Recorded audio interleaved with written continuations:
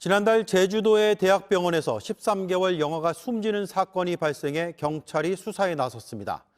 코로나19 치료를 받던 중에 의료진의 황당한 실수로 숨진 사실이 JTBC의 취재 결과 확인됐습니다. 기준치의 50배가 넘는 약물을 아이의 몸에 투여한 겁니다. 병원 측은 뒤늦게 실수였다고 인정했습니다. 최강일 PD가 보도합니다. 지난 3월 11일 유리미는 제주대학병원에 입원했습니다. 태어난 지 13개월 된 2살 배기가 코로나19에 확진된 겁니다. 그런데 이번 하루 만에 유리미는 세상을 떠났습니다. 병원은 코로나19 감염으로 인한 급성 심근염이라 설명했습니다. 하지만 부모는 건강했던 아이가 왜 갑자기 증상이 악화된 건지 믿기 어려웠습니다. 유리미의 부모가 어렵게 확보한 의료 기록지에 비극의 단서가 있었습니다. 담당 의사는 호흡이 불편한 아이에게 에피네프린이란 약물을 처방했습니다. 호흡기 장치를 통해 조금씩 들이마시면 숨을 쉬기가 편해집니다. 그런데 간호사는 약물을 아이의 혈관에 주사로 놨습니다.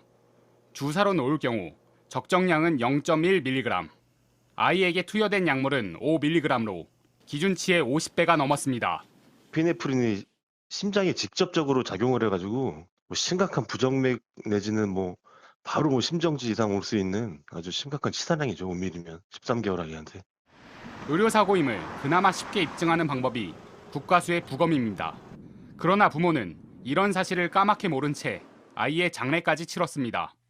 일단은 오류가 사고가 있었다는 거는 다 인정하고 딱 가는 거고요. 근데 이제 최종 결과는 어차피 조사는 들어가야 될 부분이니까.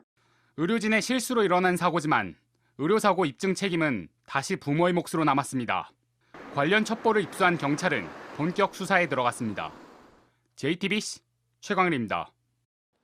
어제 뉴스룸이 보도한 강유림 양 사망 사건에 대해 경찰이 오늘 강제 수사에 착수했습니다. 13개월 영아인 유리미는 한 대학병원에서 기준치의 50배가 넘는 약물을 투여받았습니다. 의사와 간호사를 포함해 일단 11명이 수사 대상입니다.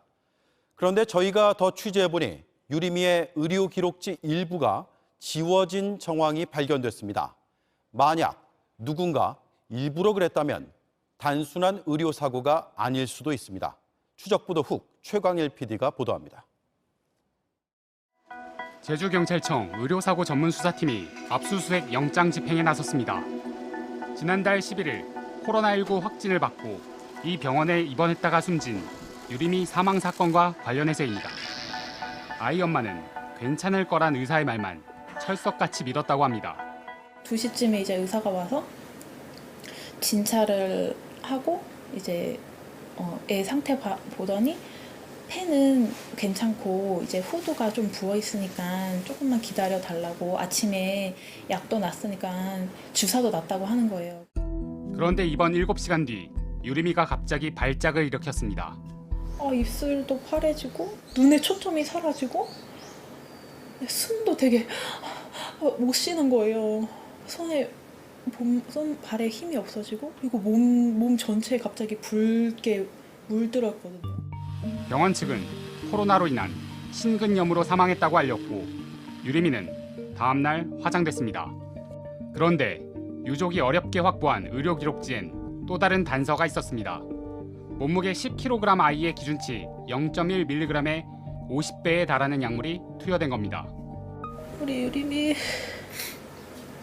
그렇게 아파하는 거 엄마가 알아주지도 못하고 진짜 너무 미안하고, 그래도 우리 유림이 억울한 거 엄마가 다 풀어주고 그 억울함이 풀리면 엄마한테 다시 와줬으면 좋겠는데. 병원은 뒤늦게 과실을 인정했지만 직접 사인은 아닐 수도 있다는 입장입니다.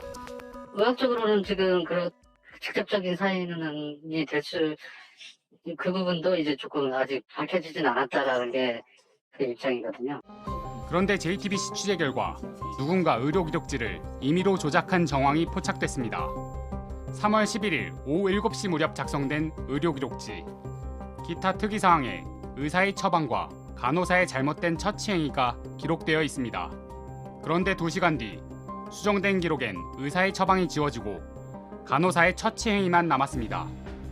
다음 날 유림이가 사망한 후 다시 수정된 기록에는 간호사의 처치 행위까지 통째로 지워졌습니다. 하지만 병원 측은 조작이나 은폐는 없었다고 해명하고 있습니다. JTBC 최강일입니다.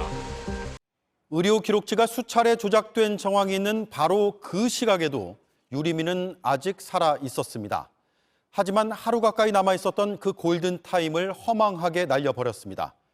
도대체 왜 그랬는지도 최광일 PD가 추적했습니다. 지난 4월 1일 유림이 부모와 병원 관계자들의 대화 녹음입니다. 약물 과다 투여로 아이가 발작을 일으키자 주사를 놨던 간호사는 의료사고 사실을 수간호사에게 알렸습니다.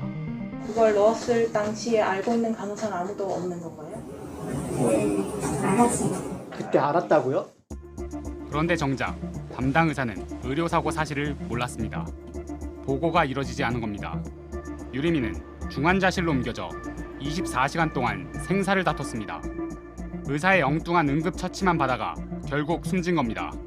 압박을 되게 힘들지만 저희가 심장 기능이 많이 떨어졌다고 판단이 되면 또 심장도 파악을 좀 했을 것 같아요. 그렇다면 왜 즉시 보고가 이뤄지지 않았던 걸까?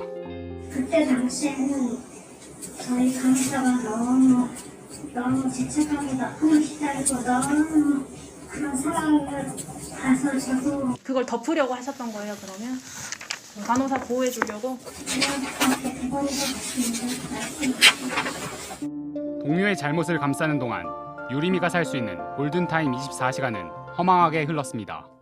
중환자실 간호일지의 새벽에 하나의 움직임이 보인 이 문구가 있어요. 저희 애는 살려고 반발도 친 건데. 조직적인 은폐 의혹도 제기됩니다. 병원 측은 유림이 부모가 의료기록지 전체를 요구한 지 8일 후에야 의료사고 사실을 털어놨습니다. 최후에 합당한 의료행위를 할 기회를 박탈을 했다고 볼 수 있기 때문에 이 부분에 대해서는 심각하게 수사가 돼야 된다고 저는 생각합니다. 경찰은 의료사고 늦장 보고와 의무기록 삭제, 조직적 은폐까지 수사를 확대하고 있습니다. JTBC 최강일입니다.